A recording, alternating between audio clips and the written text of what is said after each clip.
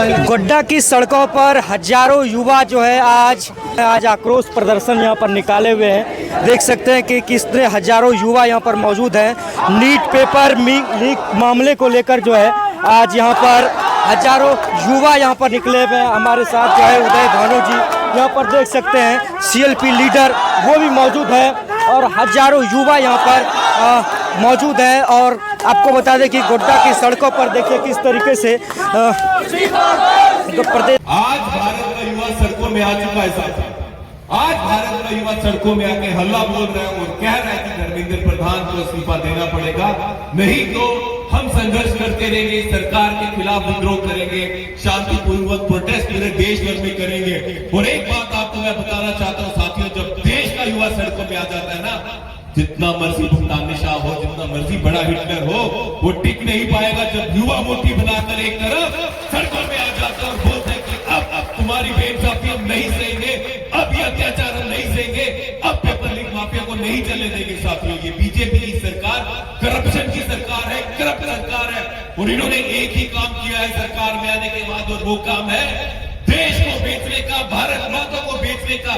जो संघर्ष सीएलपी साहब बता रहे थे, यहाँ पे अडानी को देश को बेचने की कोशिश की, जो लड़ाई आप लोगों ने लड़ी, वहां पे अंडमान निकोबार में निकोबार आइलैंड अडानी को बेच दिए हैं, करोड़ों पेड़ वहां कटेंगे साथियों। मध्य प्रदेश, छत्तीसगढ़, वहां पे कितने वनों में कितने पेड़ कट रहे हैं क्योंकि माइनिंग अडानी साहब कर रहे हैं। उड़ीसा में ये खेल हो रहा है। राजस्थान में अरावली मिल्स को खत्म करने की कोशिश इन्होंने की, जिसमें हमने संघर्ष किया और सुप्रीम कोर्ट का वर्डिक्ट आया कि अरावली मिल्स को नहीं काटा जाएगा। ये देश को बेचने का काम नरेंद्र मोदी जी, बीजेपी सरकार कर रही है, क्योंकि अपने दोस्त जो उनको पैसा देते हैं इलेक्शन लड़ने के लिए, सरकारें बनाने और तोड़ने के लिए, उनको अमीर करना चाहते हैं और देश को खत्म करना चाहते हैं, देश के पर्यावरण को खत्म करना चाहते हैं। सबसे बड़ी बात, नौजवानों का जो भविष्य है, नौजवानों का जो हक है, उनका हक, बेहतर भविष्य का हक, ये जो हमारे देश में हमारे देश का संविधान उनको देता है, वो छीनना चाहते हैं, उस पर हमला कर रहे हैं। इसलिए यूथ कांग्रेस राहुल जी के लीडरशिप में, उनके नेतृत्व में पूरे देश में संघर्ष कर रही थी, कर रही है, करती रहेगी।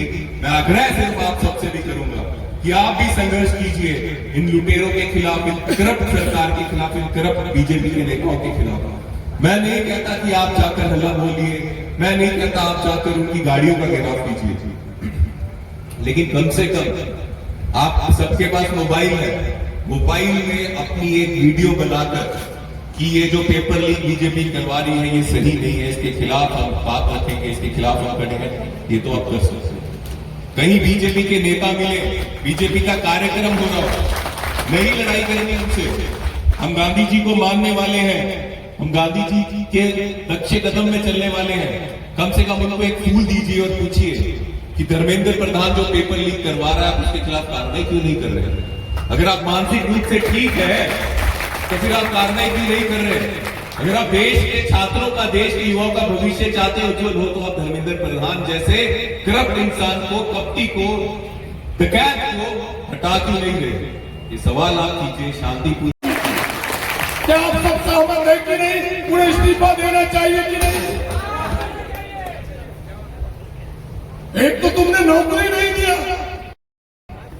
और हम अपने आप को नौकरी के लायक नीट पास करके बनाते हैं। हम सीबीएसई में अच्छे स्कोर ला करके नौकरी के लायक अपने आप को बनाते हैं। कभी और में उसमें भी धोखा दे दिया नौजवानों को। इसलिए आज यूथ कांग्रेस को हाथ में तिरंगा लेकर के इस देश के नौजवानों के लिए उदय भानु जी जैसा लोग सड़क पर निकला है, आपसे साथ मांगने के लिए, आपका सहयोग चाहिए। और ये धरती, मैं बता रहा था उदय जी, ये धरती सिद्धोकारों की धरती है, ये धरती वीर बिरसा की धरती है। और वीर बिरसा का सौभाग्य से आज पुण्यतिथि है 9 तारीख। क्या हम सही है कि गलत।